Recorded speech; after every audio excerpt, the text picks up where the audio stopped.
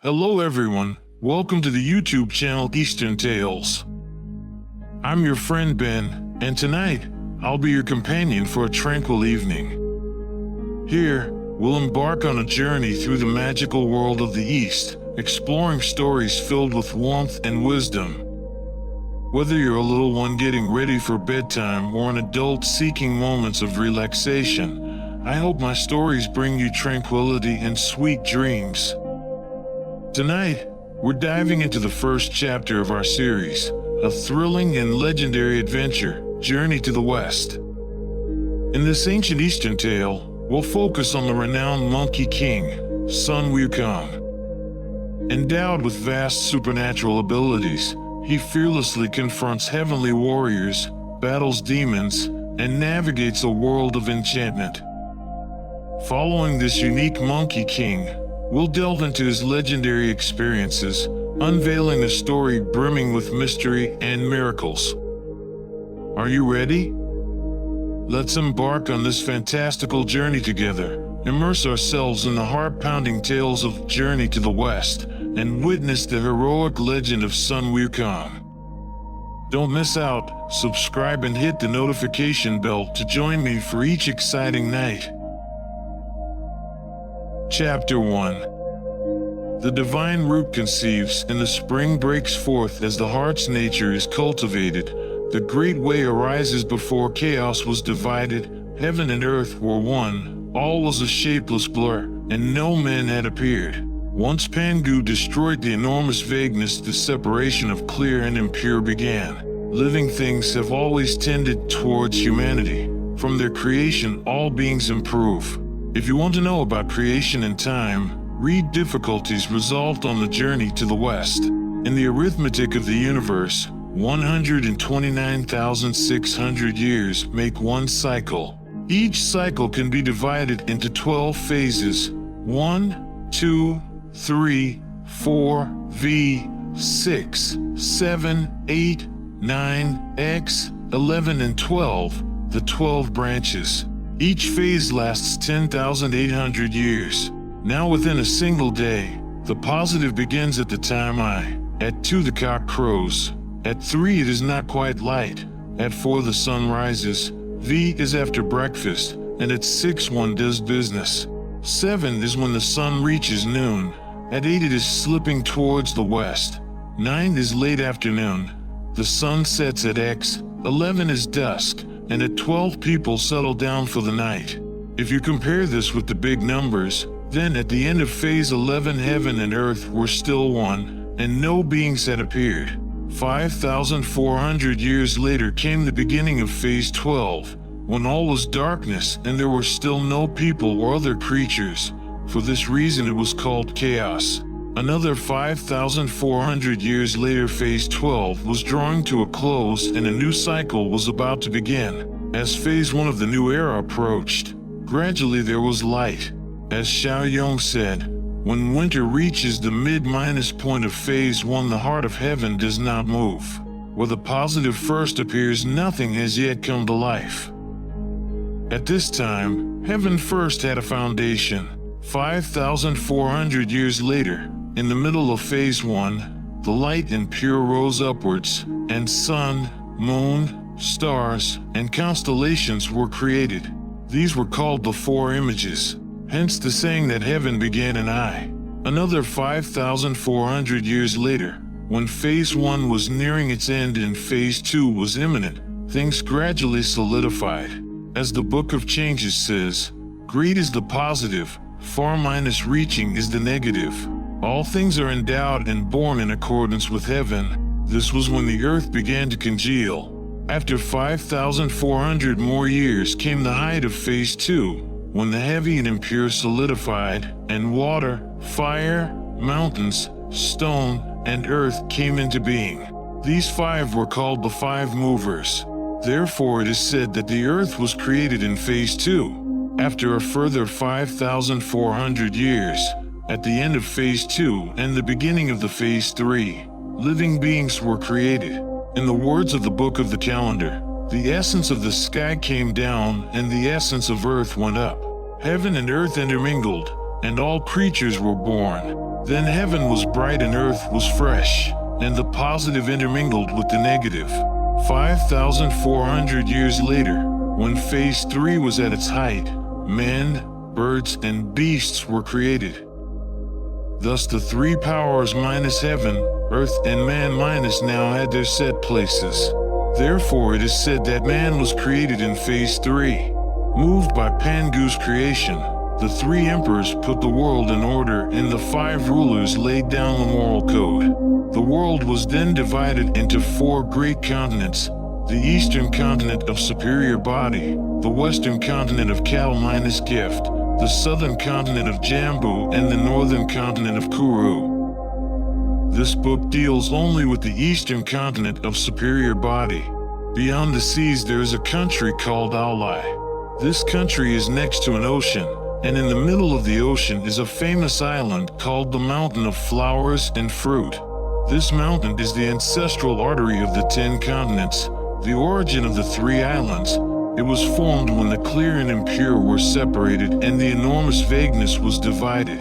It is a really splendid mountain, and there are some verses to prove it. It stills the ocean with its might. It hulls the Jade Sea into calm. It stills the ocean with its might. Tides wash its silver slopes and fish swim into its caves. It hulls the Jade Sea into calm. Amid the snowy breakers the sea minus serpent rises from the deep. It rises high in the corner of the world where fire and wood meet. Its summit towers above the eastern sea. Red cliffs and strange rocks, beetling crags and jagged peaks. On the red cliffs phoenixes sing in pairs, lone unicorns fly before the beetling crags. The cry of pheasants is heard upon the peaks, in caves the dragons come and go. There are deer of long life and magic foxes in the woods, miraculous birds and black cranes in the trees. There are flowers of jade and strange plants that wither not, green pine and bluish cypress ever in leaf, magic peaches always in fruit. Clouds gather round the tall bamboo. The wisteria grows thick around the mountain brook, and the banks around are newly minus colored with flowers. It is the heaven minus supporting pillar where all the rivers meet, the earth's root, unchanged through a myriad eons. There was once a magic stone on the top of this mountain which was 30 minus 6 feet 5 inches high and 20 minus 4 feet round. It was 30 minus 6 feet 5 inches high to correspond with the 365 degrees of the heavens, and 20 minus 4 feet round to match the 20 minus 4 divisions of the solar calendar. On top of it were 9 apertures and 8 holes for the 9 palaces and the 8 trigrams. There were no trees around it to give shade, but magic fungus and orchids clung to its sides. Ever since creation began, it had been receiving the truth of heaven, the beauty of earth, the essence of the sun, and the splendor of the moon, and as it had been influenced by them for so long, it had miraculous powers. It developed a magic womb, which burst open one day to produce a stone egg about the size of a ball. When the wind blew on this egg, it turned into a stone monkey, complete with the 5 senses and 4 limbs.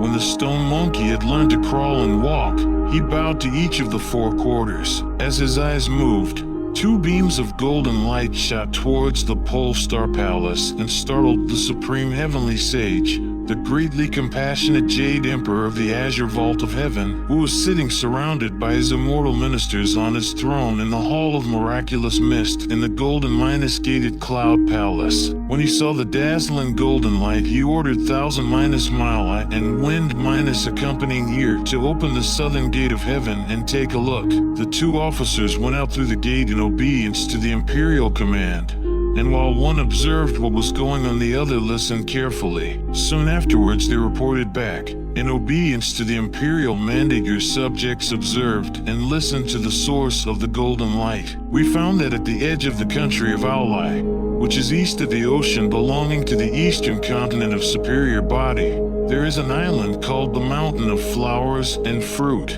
A magic stone on the top of this mountain produced a magic egg. And when the wind blew on this egg, it turned into a stone monkey which bowed to each of the 4 quarters. When he moved his eyes, golden light shot towards the pole star palace.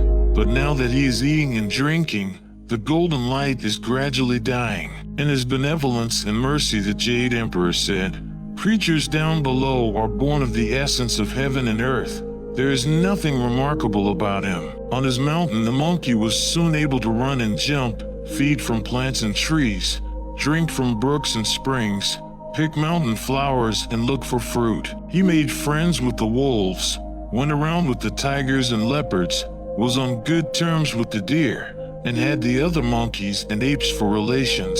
At night he slept under the rock faces, and he roamed around the peaks and caves by day. As the saying so rightly goes, there is no calendar in the mountains, and when winter's over you don't know the time of year. On hot mornings he and all the other monkeys would play under the shade of some pines to avoid the heat. Just look at them all, climbing trees, picking flowers, looking for fruit, throwing pellets, playing knucklebones, running round sandy hollows, building stone pagodas, chasing dragonflies and catching locusts, worshipping the sky and visiting bodhisattvas, tearing off creepers and weaving straw hats, catching fleas then popping them with their teeth and fingers, grooming their coats and sharpening their nails, beating, scratching, pushing, squashing, tearing and tugging, playing all over the place under the pine trees, washing themselves beside the green stream. After playing, the monkeys would go and bathe in the stream, a mountain torrent that tumbled along like rolling melons. There's an old saying, birds have bird language and animals have animal talk. All the monkeys said to each other, "I wonder where that water comes from. We've got nothing else to do today, so wouldn't it be fun to go upstream and find its source?" With a shout they all ran off, leading their children and calling to their brothers.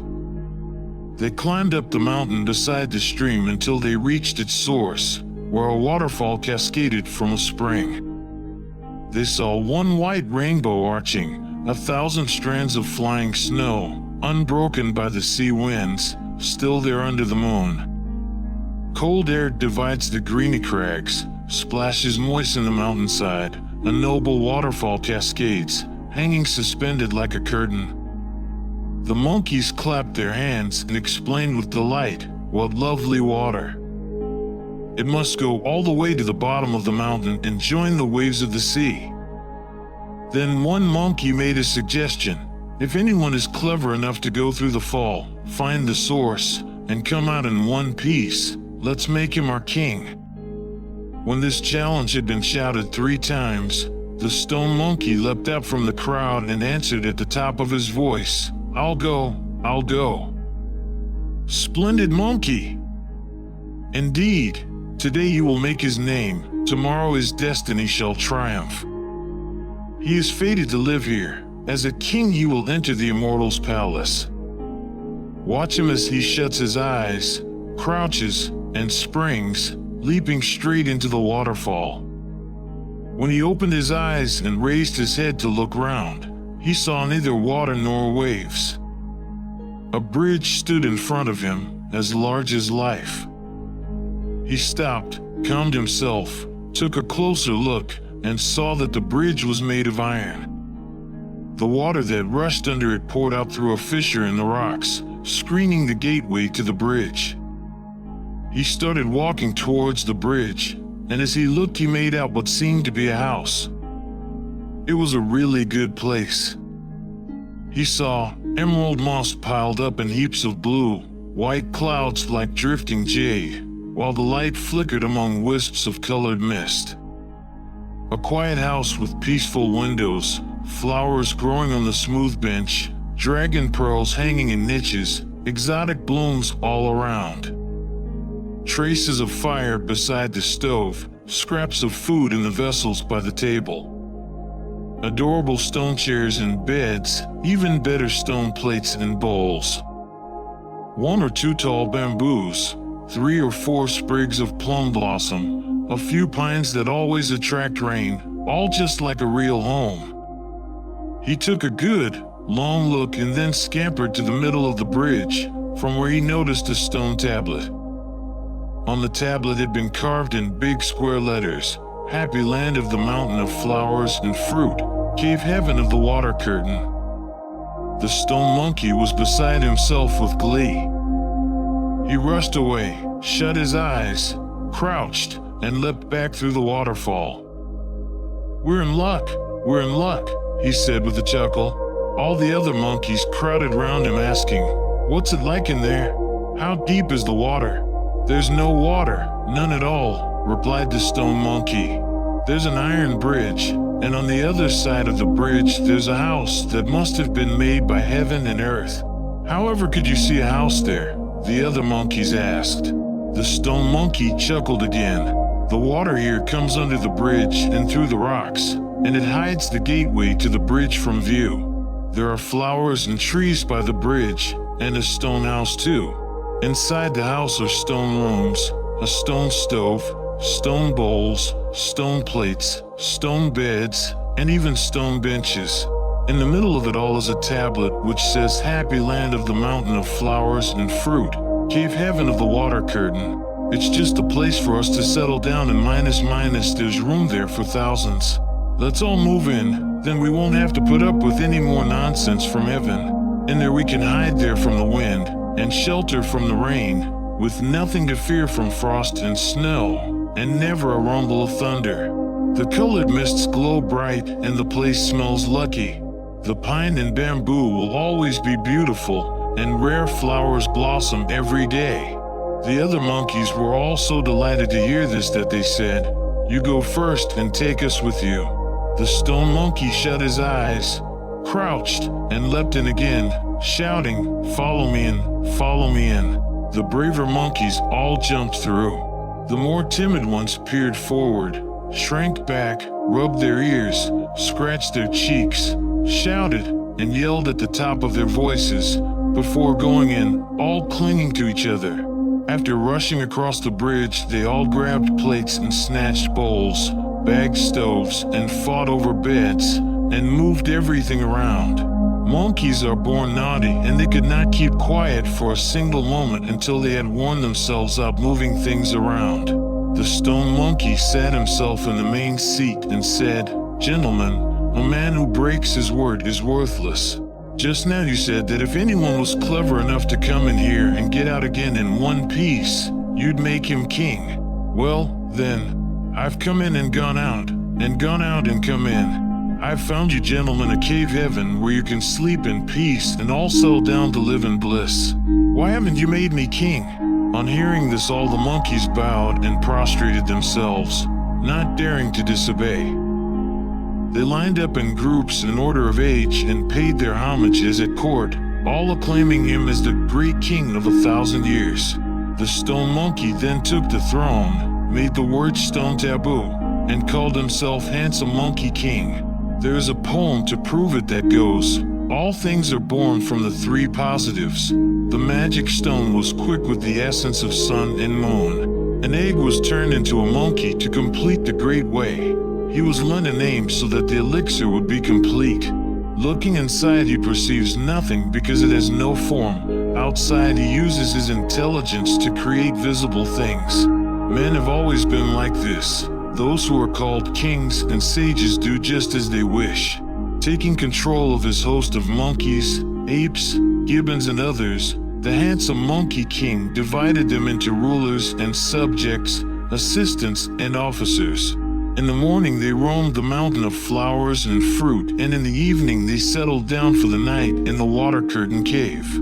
They made a compact that they would not join the ranks of the birds or go with the running beasts. They had their own king, and they thoroughly enjoyed themselves.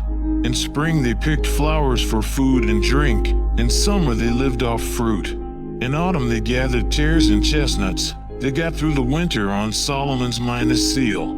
The handsome Monkey King's innocent high spirits could not, of course, last 300 or 400 years. One day he suddenly felt depressed during a banquet with his monkey host, and he started to weep. The startled monkeys crowded round, bowed to him and asked, "What's the matter, Your Majesty?" "Although I'm happy now," the Monkey King replied, "I'm worried about the future. That's what's getting me down." The other monkeys laughed and said, "Your Majesty is being greedy. We have parties every day. We live in a mountain paradise, in an ancient cave in a divine continent. We are spared the rule of unicorns, the domination of phoenixes, and the restraints of human kings. We are free to do just as we like minus we are infinitely lucky. Why make yourself miserable worrying about the future? To this the Monkey King replied, yes, we don't have to submit to the laws and regulations of human kings, and we don't live in terror of the power of birds and beasts. But the time will come when we are old and weak, and the underworld is controlled by the King of Hell. When the time comes for us to die, we won't be able to go on living among the blessed, and our lives will have been in vain. All the monkeys covered their faces and wept as every one of them thought about death. Suddenly a gibbon jumped up from their ranks and shrieked in a piercing voice, "If your majesty is thinking so far ahead, this is the beginning of enlightenment. Now of the 5 creatures, there are only 3 that do not come under the jurisdiction of the King of Hell.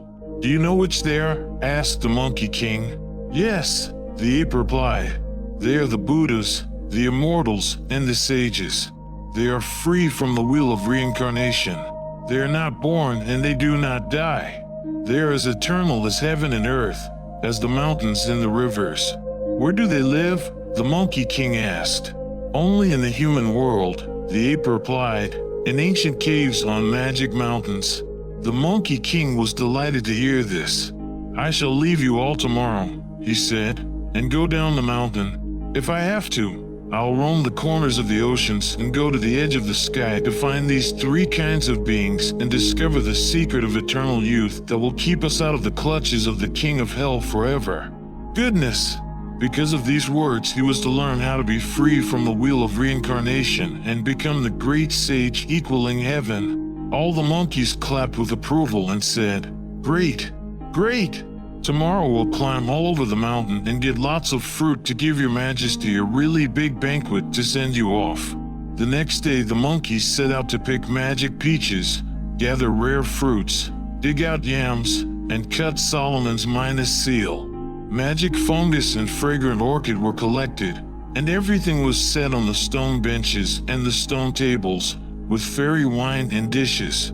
You could see golden pills and pearl pellets, bursting red and plump yellow. The golden pills and pearl pellets were winter cherries, beautiful and sweet. The bursting red and plump yellow were ripe plums, tasty and sharp. Fresh, sweet fleshed longans with thin skins. Fiery lychees with tiny stones in a red sack. Branch after branch of crab apples, yellow skinned loquats with their leaves on. Rabbit head pears and chicken heart jujubes to quench your thirst, remove your cares, and sober you up. Fragrant peaches and tender apricots, as sweet and luscious as jade wine. Crisp plums and arbutus, as sharp as glistening yogurt. Ripe melons with red coats and black seeds, big, for section persimmons with yellow skins. Bursting pomegranates, cinnabar pips shining like fire crystal pearls. Open water chestnuts with firm round flesh like golden agate. Walnuts and ginkgo fruits to eat with tea. Coconuts and grapes to make into wine. Dishes loaded with pine cones, nuts, filberts, and crab apples, tangerines, sugar cane and oranges covering the table. Hot roast yams, tender boiled Solomon's seal. Pounded china root and job's tears. Simmered in soup in a stone pot. Although we humans have rare delicacies to eat, we are no happier than those monkeys in the mountains. The host of monkeys ushered the handsome Monkey King to the seat of honor and sat down below him according to age. Each of them took it in turns to bring him wine, flowers, and fruit, and they drank hard for a whole day. The next morning the handsome Monkey King got up early and ordered, "Children, tear down some old pines and make me a raft. Find a bamboo pole to punt with and load it up with fruit. I'm going." He went aboard the raft all by himself, pushed off with all his might, and floated off towards the waves of the ocean. He intended to sail with the wind and cross over to the southern Jambu continent. The heaven-born monkey, whose conduct was so noble, left his island to drift with heaven's winds. He sailed oceans and seas to find the way of immortality, deeply determined to do a great deed. The predestined one should not have vulgar longings. He can attain the primal truth without care or worry. He is bound to find a kindred spirit to explain the origins and the laws of nature. He had chosen just the right time for his journey. After he boarded his raft, the southeasterly wind blew hard for days on end and bore him to the northwestern shore of the southern continent. Testing the depth of the water with his pole, he found that it was shallow, so he abandoned the raft and jumped ashore. He saw humans by the coast, fishing, hunting geese, gathering clams, and extracting salt.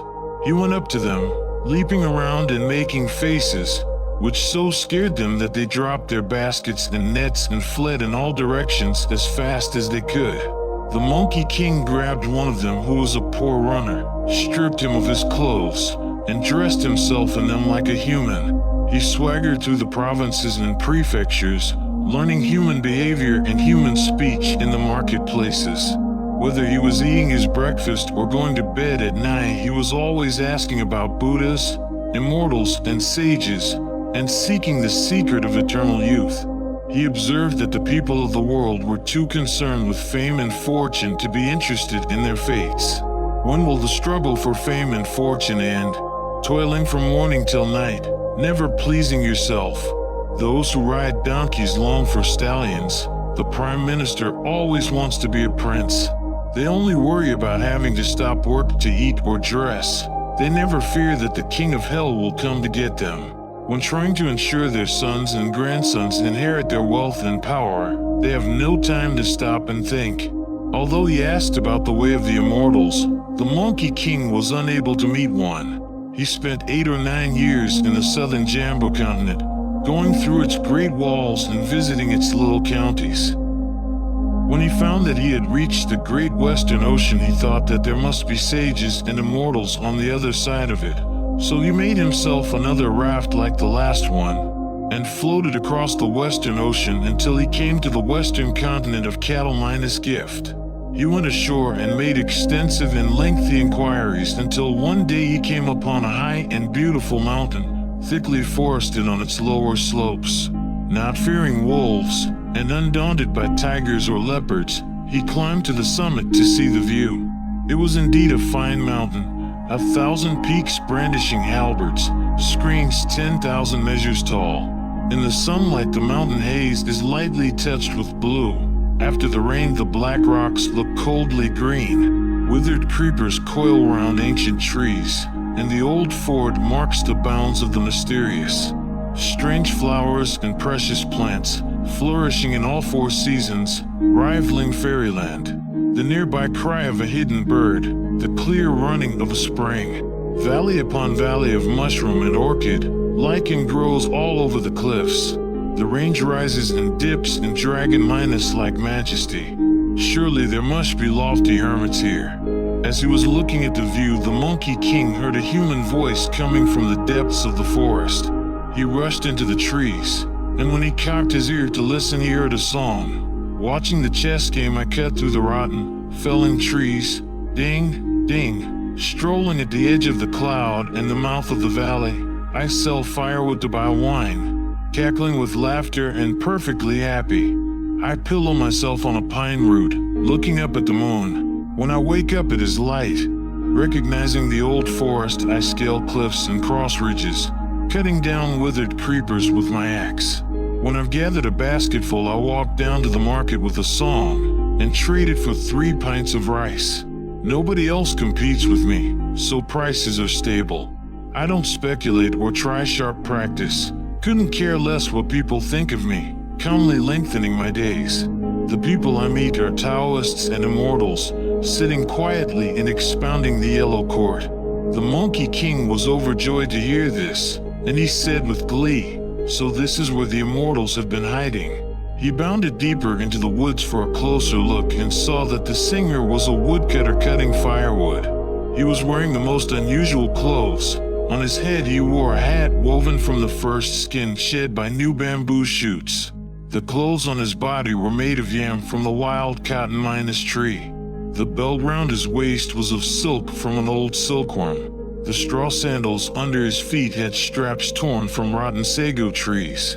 In his hand he held a steel axe. On his back he carried a hempen rope at climbing pines and felling dead trees. Who was a match for this woodcutter?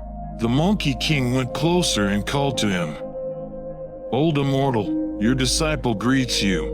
The woodcutter dropped his axe in astonishment and turned round to say, No, I don't even have enough to eat or drink, so how can I possibly let you call me an immortal?" "If you're not an immortal," the Monkey King said, "why do you talk like one?" "I don't talk like an immortal," the woodcutter said. "At the edge of the wood just now," the Monkey King replied, "I heard you say, 'The people I meet are Taoists and immortals,' sitting quietly and expounding the Mantingfang. The Mantingfang contains the truth about the way, so if you're not an immortal, what are you?" The woodcutter laughed. "It's quite true that the song is called 'The Fragrance of the Mantingfang,' and an immortal who lives near my hut taught me it. He said he saw how hard I had to work and how I was always worried, so he made me sing this song when things were getting me down. It lightens my cares and makes me forget my weariness. I was singing it just now because I had some problems on my mind, and I never imagined that you would be listening. If you've got an immortal for a neighbor, you ought to learn from him how to cultivate your conduct and get him to teach you a recipe for eternal youth." "I've had a hard life," the woodcutter replied. "My mother and father brought me up till I was about 8, and just when I was beginning to know about life, my father died. My mother remained a widow, and I had no brothers or sisters. As I was the only child, I had to look after my mother morning and night. Now she is old that I can't possibly leave her. Our land is so overgrown that I can't grow enough to feed and clothe both of us, so I have to cut a couple of bundles of firewood to sell in the market for a handful of coppers to buy the few pints of rice that I cook for myself and for my mother. That's why I can't cultivate my conduct." "From what you say," the Monkey King replied, "you're a filial son and a gentleman minus you're bound to be rewarded for it one day.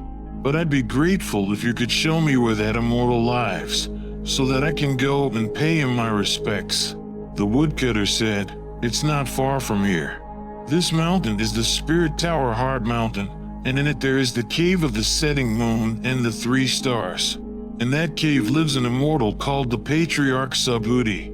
I don't know how many disciples he has trained minus there are 30 or 40 of them cultivating their conduct with him at the moment. If you take that path south for 2 or 3 miles, you'll reach his home." The Monkey King tugged at the woodcutter and said, "Take me there, elder brother. If I get anything out of this, I won't forget your kindness." "You idiot," the woodcutter replied. "Didn't you understand what I told you just now? If I went with you, I wouldn't be able to earn my living. And who would look after my poor old mother then? I've got to get on with my woodcutting. Go by yourself." After hearing this, the Monkey King had to take his leave. He came out of the forest and found the path, which led up a mountain slope for 2 or 3 miles, when he saw the cave. He pulled himself up to his full height to take a look, and it was a really magnificent place. Misty clouds scattered colors, sun and moon shimmered bright. 1,000 ancient cypresses, 10,000 lofty bamboos. 1,000 ancient cypresses, a soft green drawing the rain from the sky. 10,000 lofty bamboos, and a misty valley is azure blue. Outside the gate rare flowers spread brocade. Beside the bridge wafts the scent of jade flowers. Rocky crags jet, glossy with green moss. On overhanging cliffs blue lichen grows. Sometimes the call of the crane is heard, and often you see the phoenix soar. The call of the crane echoes beyond the 9th heaven and the Milky Way. When the phoenix soars, the brilliance of its wings colors the clouds. Black apes and white deer can be just made out. Golden lions and jade elephants prefer to keep hidden. If you look closely at this happy land, you will see that it rivals paradise. He saw that the doors of the cave were shut fast, and that everything was still, with no signs of any people. He turned round and noticed that there was a stone tablet about 30 feet high and 8 feet wide at the top of the cliff. On it was carved in enormous letters, Spirit Tower Hard Mountain, Cave of the Setting Moon and the 3 Stars. The Monkey King exclaimed with delight, "The people here really are honest. The mountain and the cave do exist." He took a good long look, but did not dare to knock on the door. He climbed to the end of a pine branch and ate some pine seeds to amuse himself. Before long, the doors of the cave opened with a creak, and an immortal boy came out. In the nobility of his bearing and the exceptional purity of his features, he was completely different from an ordinary boy. His hair was bound with a pair of silken bands. His flowing gown had 2 capacious sleeves. His face and body were naturally distinguished. His mind and appearance were both empty. For many years a guest beyond the world of things, an eternal child amid the mountains, untouched by any speck of dust, he let the years go tumbling by. When this boy had come out, he shouted, "Who's making that row out here?" The Monkey King scampered down the tree, went up to him, and said with a bow, "Immortal child, I am a disciple who has come to ask about the way and study under the immortal. The last thing I'd do would be to make a row here." The boy laughed. "So you've come to ask about the way, have you?" "Yes," the Monkey King replied. "Our master has just got up," the boy said, "and has now mounted the dais to expound the way. Before he had started to explain about origins, he told me to open the door. He said, 'There is someone outside who wants to cultivate his conduct. Go and welcome him.' I suppose he must have meant you." "Yes, he meant me," the Monkey King said with a smile. "Come with me," the boy said. The Monkey King straightened his clothes and followed the boy deep into the depths of the cave.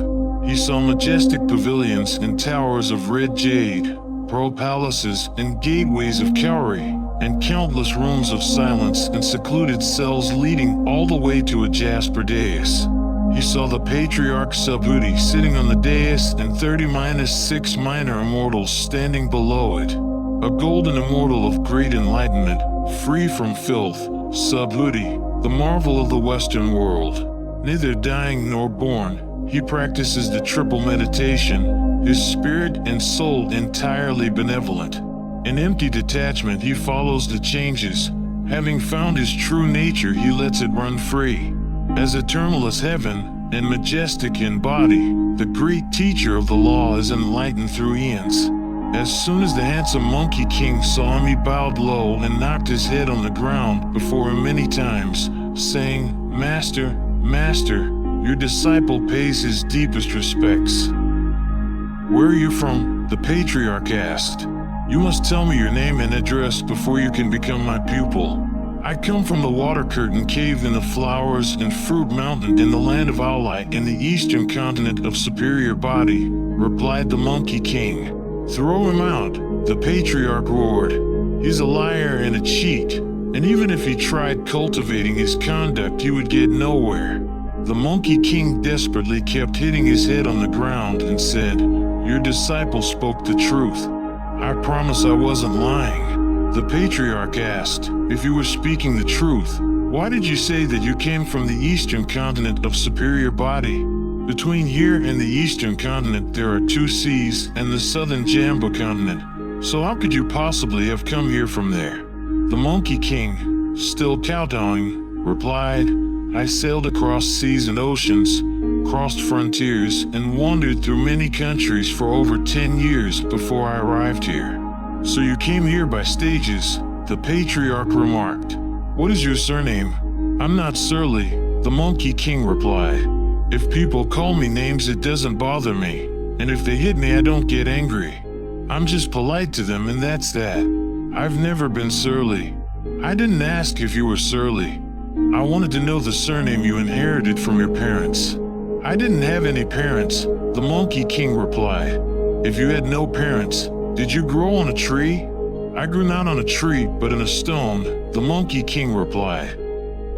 "All I remember is that there was a magic stone on the top of the flower and fruit mountain, and that one year the stone split open and I was born." Concealing his delight at seeing this, the patriarch remarked, "In other words, you were born of heaven and earth. Walk around for a moment and let me have a look at you." The Monkey King leapt to his feet and shambled round a couple of times. The patriarch smiled and said, Though you have rather a base sort of body, you look like one of the rhesus monkeys that eat pine seeds. And I ought to give you a surname that fits your appearance and call you macaque. The elements that make up the character who are animal, old, and moon. What is old is ancient, and the moon embodies the negative principle, and what is ancient and negative cannot be transformed. But I think I would do much better to call you son, monkey. Apart from the animal element, the character son has one part implying male and one part suggesting a baby, which fits in with my basic theories about children. Your surname will be Sunday. When the Monkey King heard this, he cowed out with delight and said, "Great, great! Now I have a surname. I am eternally grateful to you for your mercy and compassion, Master. I beg you to give me a personal name to go with my new surname, then it will be much easier to address me." "There are 12 words within my sect," said the patriarch, "which I give as names. You belong to the 10th generation of my disciples." "What are these 12 words?" asked the Monkey King. "Broad, great, wisdom, intelligence, true, likeness, nature, see, bright, awakened, complete, and enlightenment. If we work out the generations of disciples, then you should have a name with Wu, awakened, in it. So we can give you the Dharma minus name Sun Wukong, which means monkey awakened to emptiness. Will that do?" "Marvelous, marvelous," said the smiling Monkey King. "From now on my name will be Sun Wukong." Indeed, when the great vagueness was separated, there were no surnames. To smash foolish emptiness, he had to be awakened to emptiness. If you want to know what success he had in cultivating his conduct, you must listen to the explanation in the next installment. Thank you for joining us tonight, and we hope you felt warmth and joy in the stories. Wishing you a peaceful night and sweet dreams. Don't forget to subscribe to our channel because there are more exciting stories awaiting in the future. Looking forward to seeing you again next time. Good night and sweet dreams.